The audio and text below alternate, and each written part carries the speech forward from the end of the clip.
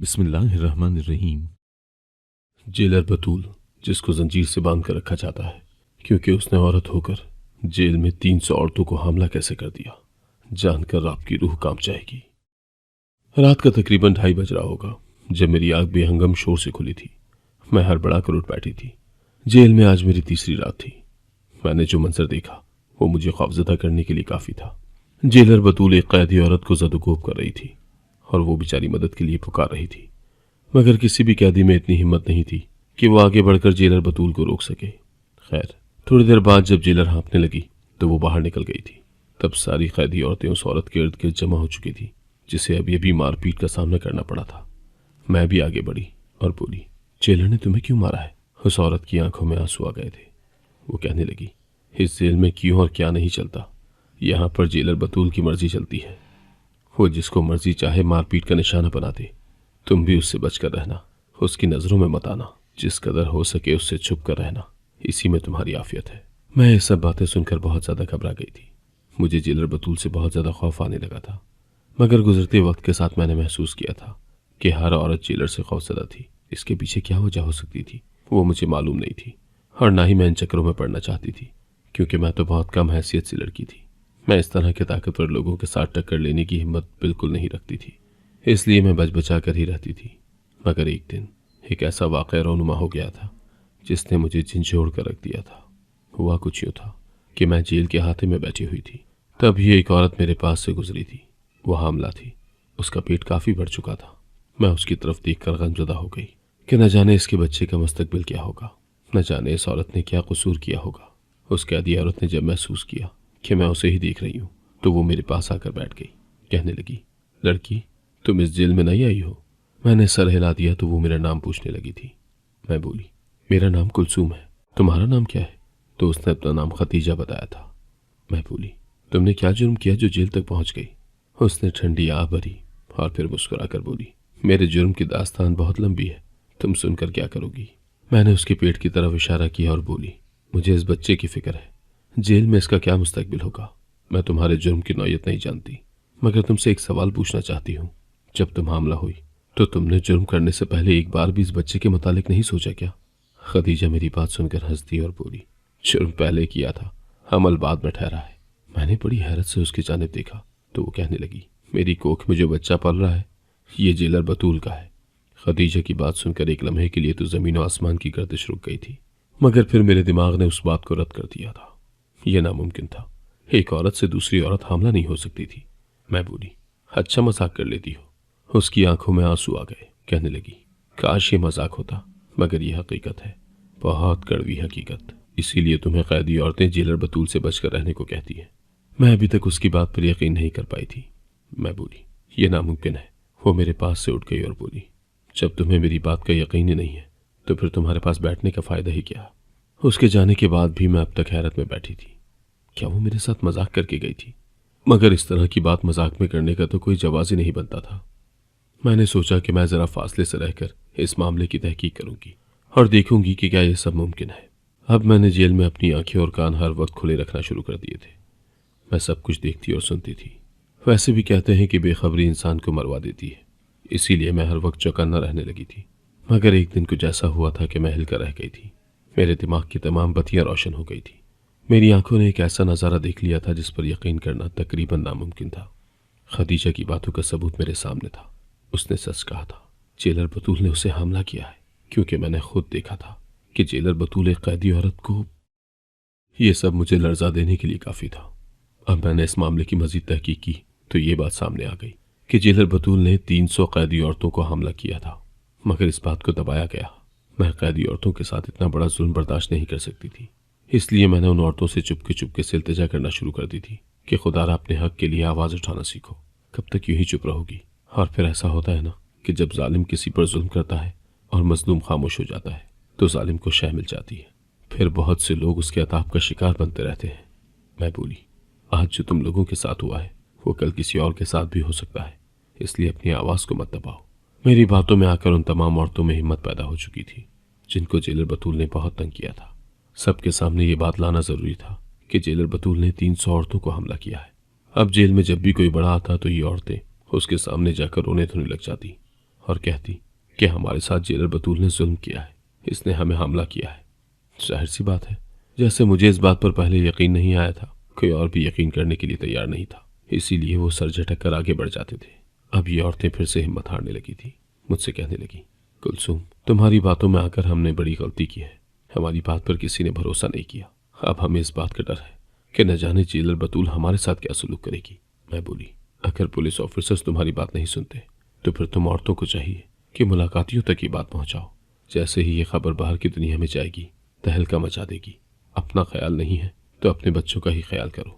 उन मजबूर कैदी औरतों ने मेरी ये बात भी मान ली थी। अब जिस औरत से भी कोई मुलाकाती मिलने आता, वो उसे ये बता देती कि जेलर बतूल ने औरत होकर 300 कैदी औरतों को हमला कर दिया है। ये खबर तहलका आमेज थी। अब सबको होश आया था। जेलर बतूल को जब इस बात का इल्म हुआ कि उसके खिलाफ औरतें मुत्तहिद हो चुकी हैं, तो वो बहुत ज्यादा खौफजदा हो गई थी। एक रात तो उसने हद ही कर दी।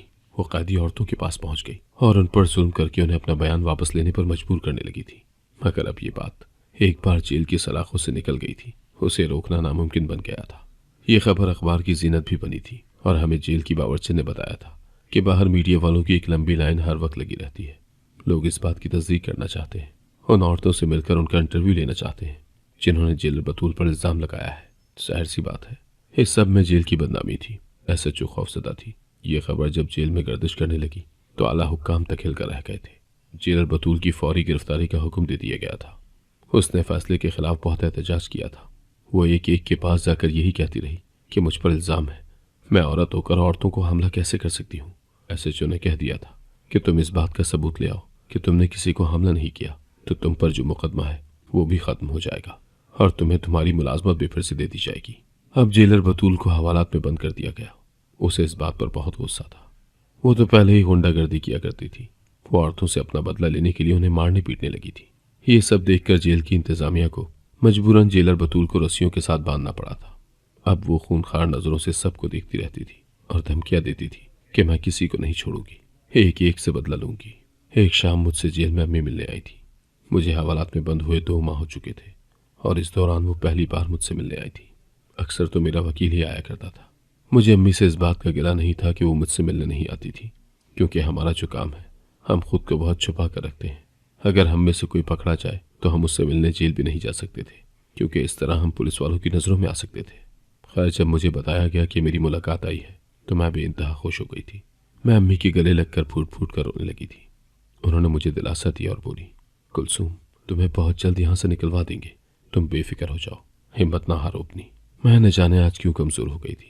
अम्मी को देखकर आंसू बहते जा रहे थे। मैं बोली, अम्मी, मुझे आप सबकी बहुत याद आती है। अम्मी ने मेरे सर पर हाथ रख दिया। फिर वो बोली, अखबारों में जेलर बतूल का बहुत चर्चा है, क्या तुम इसके मुतालिक कुछ जानती हो? मैंने इस बात में सर हिला दिया और बोली, अम्मी, मैंने ही उन 300 औरतों को मुत्तहिद किया है, नहीं तो ये औरतें यूं ही चुप रहती। अम्मी कहने लगी, मेरी बच्ची, मुझे ये बताओ ये कैसे मुमकिन है? फिर मैंने जो अम्मी को बताया तो उनके भी रोंगटे खड़े हो गए थे। वो कहने लगी, ऐसी बात आज तक मैंने कभी नहीं सुनी। अच्छा ये बताओ, तुम तो जेलर बतूल से महफूज रही हो ना? मैंने इस बात में सर हिला दिया था। फिर अम्मी मुझसे कहने लगी, आजकल मीडिया पर इस केस का बहुत चर्चा है, ये जरा बैठेगा तो ही तुम्हारा कुछ बन सकेगा। मैं मुस्कुराकर बोली, अम्मी, जब तक इन औरतों को इंसाफ नहीं मिल जाता तब तक मुझे यहाँ से बाहर जाने में कोई खास दिलचस्पी नहीं है। अम्मी मुझे दुआएं देकर चली गई थी, जबकि मैं वापस हवालात आ गई थी। मैं अम्मी से मिलने के बाद बहुत अफसुर्दा हो गई थी। मुझे आज़ादी के दिन बहुत याद आने लगे थे। मैंने जब होश संभाला था तो अपने इर्द गिर्द बहुत सी औरतें देखी थी। चंद मर्द भी थे जो निहायत काहिल और सुस्त किस्म के थे, जिन्हें ऊँगने और सोने के अलावा दूसरा कोई काम ही नहीं था। जबकि हमारी औरतें बहुत बहादुर थीं। वो चुस्त और चालाक थीं, हर वक्त बन ठन कर रहती थी। बाजार जाती तो इतना सामान लेकर आती थी कि आंखें खैरा हो जाया करती थी। पहले पहल में सोचा करती थी कि मेरे अब्बू तो कोई काम करते ही नहीं है, फिर अम्मी के पास इतने पैसे कहाँ से आते कि वो इतनी चीज़ें ले आती है। फिर आहिस्ता आहिस्ता ये मामा भी हल हो गया। मुझ पर यह हकीकत खुल गई थी कि मेरी अम्मी तो कभी बाजार पैसे लेकर जाती ही नहीं थी। मैं उनके साथ जब भी बाजार गई तो मैंने यही देखा था कि अम्मी को जो भी चीज़ अच्छी लगती थी वो अम्मी बगैर पैसे दिए ही उठा लिया करती थी। एक दिन मेरा दिल भी एक गुड़िया पर आ गया था। मैंने गुड़िया उठाई तो खिलौने वाले आदमी ने वाविला ही मचा दिया था। अम्मी बहुत ज़्यादा शर्मिंदा हुई थी। उन्होंने उस दुकानदार से माजरत भी की थी और पैसे भी दिए थे।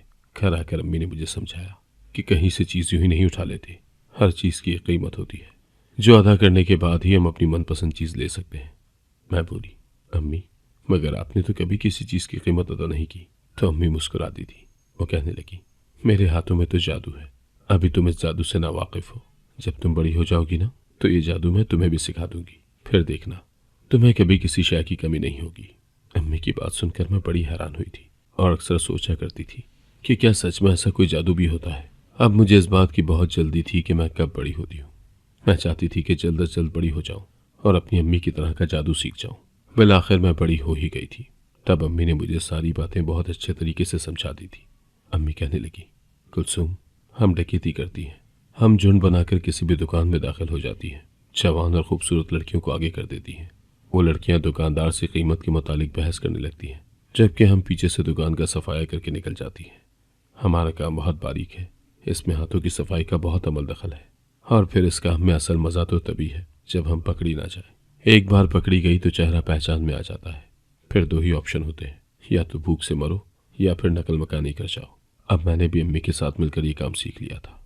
मैं खूबसूरत भी बहुत थी और शुरू से ही तरबियत और माहौल का असर था कि मेरे हाथ में अम्मी से भी बढ़कर सफाई आ गई थी। मैं दुकानदार के सामने खड़े होकर उधर हीरे की चीज़ भी आगे पीछे कर देती तो उसको इल्म नहीं होता था। मगर एक बार यूं हुआ कि मैं अपनी काबिलियत पर भरोसा करके तन्हाई एक सुनार की दुकान में चली गई थी। उसे बातों में लगाकर सोने का एक बड़ा सा हार मैंने चुरा लिया। दुकान से बाहर निकलने लगी तो सुनार ने मुझसे पैसों का तगाजा किया था। मैं डरने की बजाय उल्टा उसके सर हो गई थी। मैं बोली, ये क्या बकवास कर रहे हो? क्या तुम सोने की चीज़ें दिखाने की भी कीमत वसूल करते हो? वो सुनार बोला, मेरे साथ ज़्यादा होशियारी करने की ज़रूरत नहीं है। जो हार चुराया है वो निकाल दो, नहीं तो पुलिस के हवाले कर दूंगा। मैं उसकी बात सुनकर मुस्कुरा दी और बोली, अभी शोर मचाकर पूरी मार्केट को इकट्ठा कर लूंगी और तुम पर यह इल्ज़ाम लगा दूंगी कि तुमने मुझे तन्हा पाकर बदतमीजी करने की कोशिश की है। वो सुनार कुछ ज़्यादा ही तेज था। कहने लगा, जो करना है वो कर लो, मैं किसी के बाप से नहीं डरता। अमूमन शरीफ लोग हमारी इस किस्म की धमकियों से डर जाया करते थे, मगर जब सुनार मेरी किसी धमकी में नहीं आया तो मैंने सच में शोर मचाकर लोगों को इकट्ठा कर लिया था। मैं कहाँ जानती थी कि ये मेरी ही गलती साबित हो जाएगी। लोग इकट्ठा हुए, उन्होंने सुनार को सदुकोप करने की कोशिश की, मगर वो कहने लगा, एक मरतबा इस लड़की की तलाशी ले लो, फिर जो भी सज़ा मुझे दोगे मुझे मंजूर होगी। मेरी तलाशी ली गई और सोने का हार मेरे पास से बरामद हो गया था। बस फिर लोगों ने पुलिस को बुलवाया और मुझे जेल में बंद करवा दिया गया। मैंने खुद पर बड़ा जुल्म किया, जो बिना किसी को साथ लिए दुकान में चली गई थी। मुझे जेल आए हुए 3 महीने बीत गए थे, मगर ये भी अच्छा था कि यहाँ आकर मैंने जेलर बतूल के मुतालिक जान लिया था। मेरी वजह से सैकड़ों औरतें अब उसके जुल्म से आज़ाद थी। मुझे कैदी औरतें उठते बैठते दुआएं देती थी। जेलर बतूल हवालात में बंद थी और वो बहुत ज़्यादा खतरनाक हो गई थी। वो यही धमकियाँ देती थी कि मुझे इल्म हो गया है कि मेरे खिलाफ किसने इतनी बड़ी साजिश की है, तो अब मुझसे बुरा कोई नहीं होगा। तब जेलर बतूल की साथी कहने लगी कि तुम्हारे खिलाफ 300 औरतों ने गवाही दी है। 300 औरतें झूठ तो नहीं बोल सकती ना। जेलर बतूल का मुकदमा अदालत में ले जाया गया था। साथ ही साथ मीडिया ट्रायल भी हो रहा था। यह मुकदमा पूरे मुल्क की तवज्जो अपनी जानिब मबजूल कराने में कामयाब रहा था। अब जेलर बतूल को इस बात का भी इल्म हो गया था कि मैंने ही उसके खिलाफ इन डरी सहमी औरतों को इकट्ठा किया है। उसने साफ साफ मुझसे कह दिया था कि जिस दिन मैं आज़ाद हो गई तो मैं ऐसी सज़ा दूंगी कि तुम अपना मुंह भी किसी को दिखाने के काबिल नहीं रहोगी। मैं खौफजदा हो गई थी क्योंकि उन 300 औरतों का अंजाम मेरे सामने था। इस सबसे पहले ही मैं चाहती थी कि मेरी जमानत मंजूर हो जाए। खैर, मेरी दुआएं कबूल हो गई थी और जेलर बतूल के मुकदमे के फैसले से पहले ही मैं बरी हो गई थी। मैं वापस अपने लोगों में गई तो सबने मेरा बहुत पुरतपाक इस्तकबाल किया था। मेरे लिए दावतें रखी गई थी। अम्मी ने मुझसे कह दिया था कि अब तुम कुछ माह के लिए रूपोश हो जाओ, मैं तुम्हें अपनी मासी के पास दूसरे शहर भिजवा देती हूँ। वहाँ तुम आराम ही आराम करना। जब यहाँ के हालात साजगार हो जाएंगे तो मैं तुम्हें बुलवा लूंगी। मैंने नफ़ी में सर हिला दिया और बोली, अम्मी, मैंने ज़िंदगी में पहली बार कोई अच्छा काम करने की ठानी है। मैं चाहती हूँ कि जेलर बतूल को सज़ा दिलवा कर ही कहीं जाऊँ। अम्मी को बहुत गुस्सा आ गया था। वो कहने लगी, कुलसुम, तुम्हारा दिमाग तो ठीक है ना? तुम क्यों अपने साथ हमें भी डुबाना चाहती हो? मैं तुम्हें साफ साफ बता रही हूँ, इन अदालतों के चक्करों में पड़कर तुम अपनी जवानी बर्बाद कर दोगी। तुम दुनिया वालों की नज़रों में आ जाओगी, जबकि तुम अच्छी तरह इस बात से वाकिफ हो कि हमारे जैसी औरतें जब तक छुपे हुए खजाने की तरह रहें कामयाब रहती हैं। जैसे ही दुनिया वालों की नज़रों में आ गई तो हमारी औकात 2 कौड़ी की नहीं रहती। मैं बोली, अम्मी, मैं अपने ज़मीर की आवाज़ पर उन औरतों का साथ दे रही हूँ। अम्मी तंजिया हंसी दी थी और बोली, जब तुम मेरे साथ मिलकर लोगों को लूटती रही तब तुम्हारा ज़मीर कहाँ सोया हुआ था? तब उसने तुम्हें आवाज़ क्यों न दी? कुलसुम, मेरी एक बात कान खोल कर सुन लो। मैंने तुम पर बहुत मेहनत की है। मैंने तुम्हें तराश खराश करके हीरा बनाया है और मैं तुम्हें इस हीरे को यूं ही रोलने नहीं दूंगी। तुम्हारे पास जवानी और हुस्न के अलावा है ही क्या? तुम मीडिया वालों की नज़रों में आ गई तो ना तुम्हारा ये हुस्न किसी काम का रहेगा और ना ही जवानी। तुम्हारे पास तालीम तो है नहीं, फिर तुम क्या करोगी? कहाँ धक्के खाती फिरोगी? अम्मी की तमाम बातें दुरुस्त थी, इसलिए मैं उनसे इख्तलाफ नहीं कर सकती थी, मगर मेरा दिल उन कैदी औरतों के साथ था, इसीलिए मैंने इस सब का एक हल निकाल ही लिया था। लेकिन अभी फ़िलहाल मैंने अम्मी से इस मुतालिक कोई बात नहीं की थी, क्योंकि मुझे यकीन था कि वो इस बात को भी रद्द कर देंगी। खैर, मैं अपने छोटे भाई को कुछ पैसे देकर उससे मालूमात वगैरह निकलवाती रहती थी। उसने मुझे बताया था कि इस जुमेरात को जेलर बतूल की अदालत में पेशी है। पहली बार ये मुकदमा एक जज के सामने पेश किया जाना था। मैंने इस सब में बहुत अहम किरदार अदा किया था और आखिरी सबूत भी मेरे ही पास था, इसीलिए मेरा अदालत जाना बहुत ज़रूरी था। सबूत को मैं मार्केट जाकर अपने लिए अबाया खरीद लाई थी। अम्मी ने मेरा अबाया देखा तो ताली पीट कर हंसने लगी थी। वो कहने लगी, 900 चूहे खाकर बिल्ली हज को चली। मैंने नफ़ी में सर हिला दिया और बोली, मेरी अम्मी बूढ़ी हो गई है, अभी तक वो हज पर नहीं गई, तो मुझे ये सादत कैसे नसीब हो सकती है? मैं तो बस अदालत जाना चाहती हूँ। अम्मी चीखी तो पड़ी थी। वो कहने लगी, ये क्या बकवास कर रही हो तुम जानती हो ना वहाँ कितने कैमरे होंगे, कितने मीडिया वाले होंगे। मैं बोली, अम्मी मैं मुकम्मल तौर पर पर्दे में जाऊंगी, किसी को इल्म तक ना होगा कि इस सियाह नकाब के पीछे कैसी शक्ल छुपी हुई है। अम्मी बहुत ज़्यादा गुस्से में थी। वो कहने लगी, अभी के अभी अपना सामान पैक करो, मैं तुम्हें आज शाम ही अपनी मासी के पास भिजवा देती हूँ। मैंने अम्मी का हाथ पकड़ लिया था।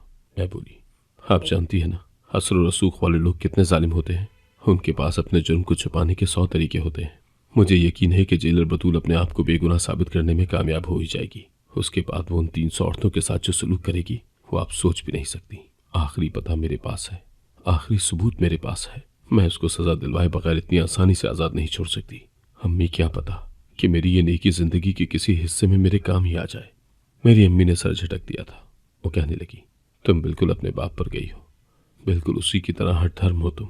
खैर, जैसे तैसे करके मैंने अम्मी से इजाज़त हासिल कर ही ली थी, जो अगले रोज़ मैं अदालत में पहुंच गई थी। अभी मैं एक आम सी इंसान बनकर आई थी ताकि देख सकूं कि ऊँट किस करवट बैठता है। पहली पेशी में तो जज ने जेलर बतूल से यही पूछा था कि तुम पर जो इल्ज़ामात हैं उसके मुतालिक तुम क्या कहना चाहोगी। जेलर बतूल कहने लगी, जज साहब मैं एक औरत हूँ और औरत किसी भी तरीके से दूसरी औरत को हमला नहीं कर सकती, इसलिए मैं इन तमाम इल्ज़ामात की तरदीद करती हूँ। जज साहब कहने लगे, ठीक है, अगली पेशी तक तुम इस इल्ज़ामात के खिलाफ सबूत इकट्ठे करके ले आना। जेलर बतूल के वकील ने कहा कि हमें इजाज़त दी जाए कि उन 300 कैदी औरतों की रिपोर्ट करवा दी जाए ताकि ये पता चल सके कि वो हामला हैं भी या नहीं। जज ने इजाज़त दे दी थी। अब मीडिया में हर तरफ यही खबर छप रही थी। सबको अगली पेशी का बेसब्री से इंतजार था। मैंने घर जाकर अम्मी को इन हालात से आगाह किया तो वो कहने लगी, अब तुम क्या करोगी? मैं हंस दी और बोली, अम्मी मैंने क्या करना है, जो कुछ भी करना है जेलर बतूल ही करेगी। तब अम्मी ने मेरी जानिब बड़ी गौर से देखा था। वो कहने लगी, कुलसूम मुझे एक बात तो बताओ, हम डकैती करती हैं, हम भी तो मुजरिम हैं, तुम्हारा इस बारे में क्या कहना है? मैं बोली, आप फिक्र न करें, जो जैसा चल रहा है वैसा ही चलता रहेगा। मुझे अपने काम से कोई मसला नहीं है। मुझे उन ताकतवर लोगों से परेशानी है जो गुनाह करने के बावजूद बहुत आसानी से बच निकलते हैं। अम्मी ने सर हिला दिया था। खैर, हमें अगली पेशी के लिए 1 हफ्ते के बाद आना था। इस दौरान मैं जेल गई। मैंने औरतों से कहा था कि तुम लोगों ने डटे रहना है, किसी भी कमज़ोर लम्हे में इन जालिमों के आगे हार नहीं माननी। आखिरकार दूसरी पेशी भी आ ही गई थी। जज साहब ने जेलर बतूल से शवाहिद मांगे थे। जेलर के वकील ने जज साहब को उन 300 औरतों की रिपोर्ट जमा करवा दी थी, जिनमें यह साफ साफ साबित हो रहा था कि उनमें से कोई भी औरत हामला नहीं है। जज साहब इससे पहले कि कोई फैसला करते, मेरे वकील ने खतीजा को कटहरे में बुला लिया था। खतीजा 9 माह की हामला थी। उसने मुझे बताया था कि वो जेलर बतूल के बच्चे की माँ बनने वाली है। अब मुकदमा उलझ गया था। खतीजा ने कह दिया था कि आप जेलर बतूल का DNA टेस्ट करवाएं, उससे ये बात साबित हो जाएगी कि इसी की वजह से मैं हमला हुई हूँ। मगर ये बात सुनते ही जेलर बतूल और उसका वकील बहुत ज़्यादा घबरा गए थे। उन्होंने साफ साफ मना कर दिया था कि दुनिया इधर से उधर हो जाए, वो DNA टेस्ट नहीं करवाएंगे। मुकदमा अपनी आखिरी सांसें ले रहा था। तब मैं खड़ी हो गई और जज से बोलने की इजाज़त मांगी। मैं बोली, जज साहब जेलर बतूल ने 300 औरतों को हमला नहीं किया, मैंने इस पर इल्ज़ाम लगाया था। ये खबर सुनते ही कमरा अदालत में भांत भांत की बोलियां बोली जाने लगी थी। तब मैंने अपने बयान की वजाहत की थी। मैं बोली, इसने सिर्फ खतीजा को हमला किया है, और वो भी निकाह करने के बाद। जेलर बतूल का असल नाम वहाज अहमद है। ये औरत नहीं बल्कि मर्द है, एक ऐसा मर्द जो बहुत ही जालिम है और कैदी औरतों के मुखालिफिन से पैसे लेकर उनको मारता पीटता था। मैंने जब ये सब देखा तो बहुत ज़्यादा घबरा गई थी। जेल में कोई भी इसकी असलियत से वाकिफ नहीं था, मगर खतीजा ने चूंकि इससे निकाह किया हुआ था तो उसने मुझे वहाज की हकीकत बता दी थी। इसलिए मैंने सोचा कि इस जेलर के खिलाफ मुझे ही कुछ करना होगा। एक दिन मैंने जेलर बतूल को मर्दाना आवाज में किसी से बात करते हुए देख लिया था और तब इसके खिलाफ और उस औरत को मुत्तहिद किया था जिसको जेलर बतूल ने कानून के दायरे से बाहर निकलकर मारपीट का निशाना बनाया था। जेलर बतूल का रंग फक हो गया था। वो कहने लगा, हाँ, ये लड़की सच कह रही है। मैं सच में एक मर्द हूँ। मैंने औरत बनकर इसलिए जेलर की नौकरी की थी क्योंकि मर्द बनकर मैंने जितने भी टेस्ट दिए थे सब में नाकाम हो गया था। घर में बहुत गुर्बत थी, मुझे कोई जॉब नहीं मिल रही थी।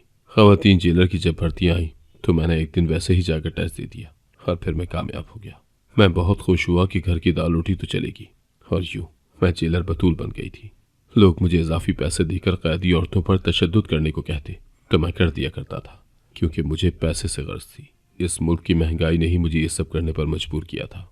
जेलर बतूल का मुकदमा खत्म कर दिया गया था। उसे सजा सुना दी गई। उसकी पोस्ट भी खाली हो गई थी। कैदी औरतें बहुत खुश थीं कि उन्हें अब बिला वजह जुल्म बर्दाश्त करना नहीं पड़ता था। मैं भी बहुत खुश थी कि मेरी वजह से ये सब मुमकिन हुआ था। मैं अब भी अपनी वालदा के साथ मिलकर दुकानें लूटती हूँ। मेरे लिए दुआ करें कि अल्लाह मुझे हिदायत दे और हराम के रिस्क से बचा ले। अगर आपको आज की कहानी पसंद आई है तो वीडियो को जरूर लाइक कीजिएगा और अपने दोस्तों के साथ भी शेयर कीजिएगा। और हाँ, अगर आपने अभी तक हमारा चैनल सब्सक्राइब नहीं किया तो जरूर सब्सक्राइब करें। मिलते हैं कल एक नई और दिलचस्प कहानी के साथ। अल्लाह हाफिज।